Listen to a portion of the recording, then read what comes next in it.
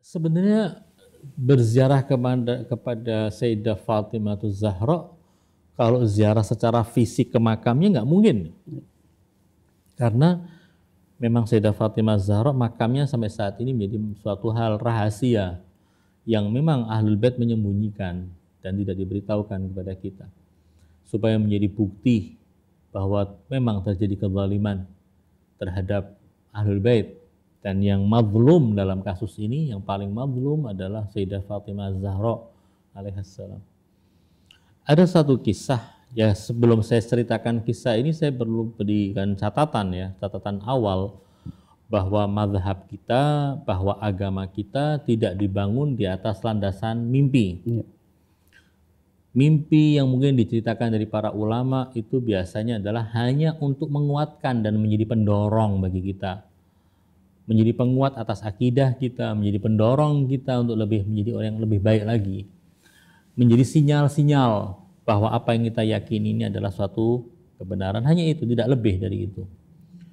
Wa illa kalau kita mau mencari pengukuhan dari sebuah akidah, larinya kepada hadis yang sahih, kepada ayat Al-Quran, kepada pemikiran yang benar, baru kita bisa membangun akidah dari situ.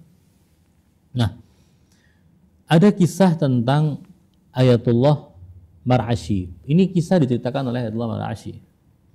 Bahwa keluarga Mar'ashi ini sebenarnya keluarga yang hidupnya di kota Najaf di Irak.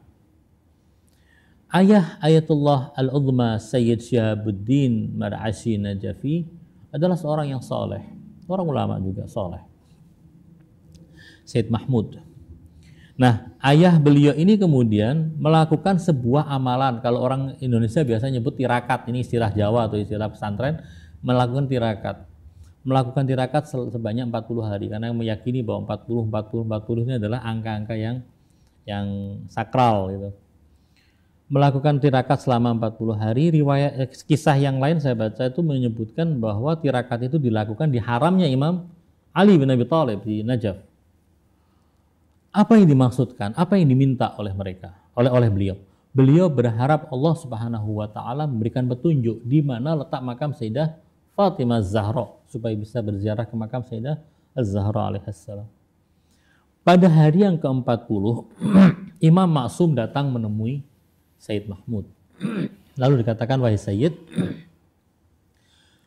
alaika bikarimati ahlil bait.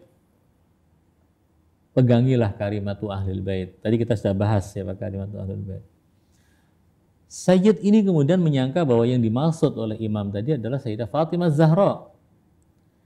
Beliau menjawab, memang wahai imam, aku ini melakukan tirakat semacam ini supaya tahu makam Sayyidah Fatimah Zahra supaya bisa berziarah ke beliau.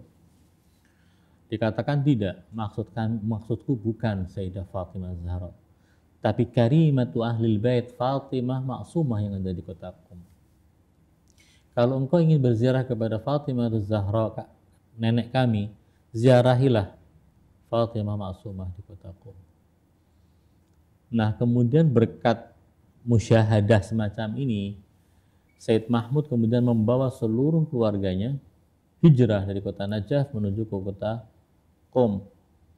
Dan hal ini pula lah yang kemudian menjadi pendorong bagi putra beliau, yaitu Ayatullah Al-Uzma Sayyid Syihabuddin Mar'ashi Najafi, untuk melakukan ziarah ke Sayyidah Fatimah Maksumah setiap hari. Bahkan beliau mengatakan selama 70 tahun aku adalah orang pertama yang masuk ke makam Sayyidah Fatimah Maksumah setiap harinya. Jadi sebelum orang lain datang ke situ, beliau sudah ada di depan pintu haram. Supaya pintu dibukakan, beliau menjadi orang pertama yang masuk ke dalam haram. Beliau mengikat dirinya untuk berziarah ke makam Sayyidah Fatimah Al-Maksumah karena pesan dari ayahanda beliau yang kisah tadi yang saya ceritakan tadi. Nah, ini adalah hal-hal yang menjadi penguat sebenarnya tentang kedudukan agung Sayyidah Fatimah Maksumah. Kita berharap semoga mereka yang belum berziarah bisa berziarah ke makam manusia agung ini, dan yang sudah pernah berziarah diberi kesempatan untuk bisa berziarah lagi ke sana. Insyaallah.